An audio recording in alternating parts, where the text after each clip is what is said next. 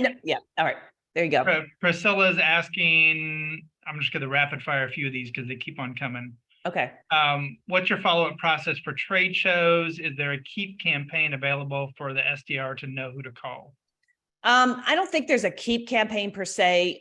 When you're in, so what we do, if you're in the booth, and you know what we used to do when everybody had business cards, right? You used to be able to be like, give me your business card. And the little code we did is you fold down two corners if it's a super hot lead, fold down one corner if it's kind of an iffy lead. And that was our way of like, we take the business cards and we go back and sales reps and put it into Keep or the CRM and follow up with those, right?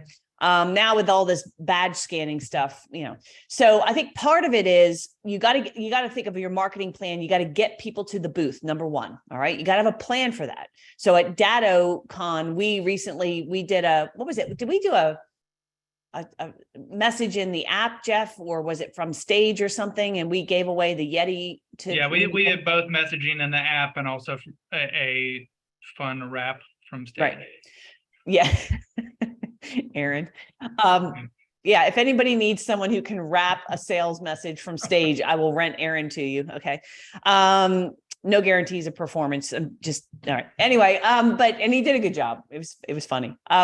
So we had come to our booth and book an appointment for a consultation, and we're going to give you this really nice Yeti. And that drove a bunch of people to our booth and booked appointments. So part of what you want to do is not just think about what do we do with these leads? You want to figure out, how do we get people to the booth? When they're in the booth, how do we convert them? Get them to an appointment right there. Book the demo, book the appointment right there. Then for the rest, when you get back, you can put them into a closer look or an aspirin campaign, or modify it slightly with some sort of because those campaigns are already in Keep. So you could just take all the leads and put them through an aspirin campaign. That's perfectly acceptable. And then the SDR, when they're calling, can say, hey, we met you at such and such event, and we're following up to see if you'd like to, talk to us about being your IT firm or something like that. So that's the way I would follow up. But again, you got to think about, what are you doing? The marketing should be happening at the event, meaning you want to make sure you maximize lead sales in your booth.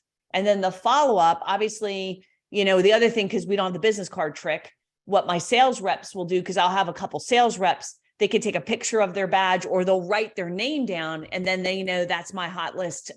When we import the list later on, that's their hot list of prospects that they're going to call on. Yeah. So, and there are also, depends on the trade show that you have. Many of them, I know at our shows for our vendors, the same thing at some of the ones that we do, is that they've got QR code scanning. So we use Cvent as a system, so they can actually scan it, and you can put in details about what that lead is, so that you have it for follow-up. So the slightly high-tech version of writing it down there. And so those are things, on any of those, you've got different layers of, you've got the hot ones of where I had a 20-minute conversation with someone, I booked an appointment and I'm getting on with them right away. And then all the way down to, hey, they came by my booth because I was giving away some sort of gadget, whatever, at the booth to be able to gather names. Yeah. And don't leave that out. If it's the right fit type of group, don't leave out just the gather of names as one of the things that you're doing, because it can be valuable from a list build.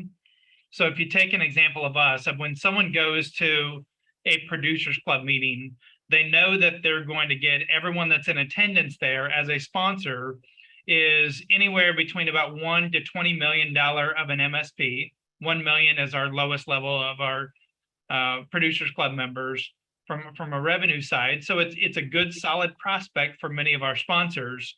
Even if they don't generate the interest at the show, they're still building their list from a marketing standpoint, because they know it is the right shape, size, decision maker type of person. So they can do something like, give away a whatever cool type of thing of a drawing. I saw one that was at DattoCon. That was a what was it? It was one of the Avenger helmets. I don't remember if it was Captain America or something else with that they were giving away. That was something that people were like oohing and ahhing over. Or there was some Lego one that was like a Millennium Falcon, like 2000 piece Lego set. We're talking IT guys, Robin. Not Yeah, it you. sounds like a nightmare to me, but you know, whatever blows your skirt But up. people were like, "Ooh, that is so awesome!" There. Why would you want a project like that? Ah!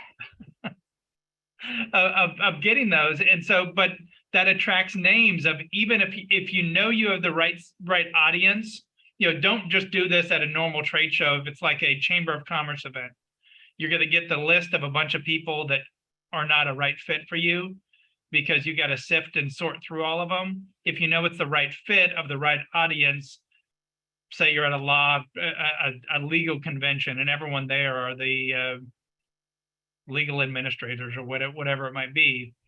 Now you can list generate off of that. And so and those people are going to follow up differently than with someone that is a hot lead that you had a conversation with at the booth.